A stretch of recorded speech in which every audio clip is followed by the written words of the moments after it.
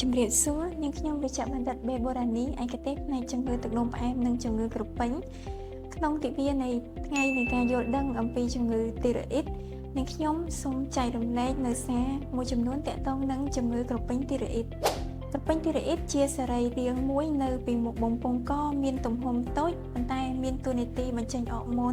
យ៉ាងសំខាន់សម្រាប់ទ្រទ្រង់រាងកាយនិងការធ្វើមេតាបូលីសផ្សេងៗនៅក្នុងខ្លួនយើងហើយរឹតតែមានសារៈសំខាន់សម្រាប់ស្ត្រីមានផ្ទៃពោះជំងឺទីរ៉ូអ៊ីតនេះងាយស្រួលក្នុងការធ្វើរោគវិនិច្ឆ័យដោយគ្រាន់តែយើងពិនិត្យឈាមនិងតាមរយៈការធ្វើអេកូជំងឺទាក់ទងនឹងក្រពេញទីរ៉ូអ៊ីតនេះមានច្រើនរួមមានការលើសអរម៉ូនការខ្វះអរម៉ូន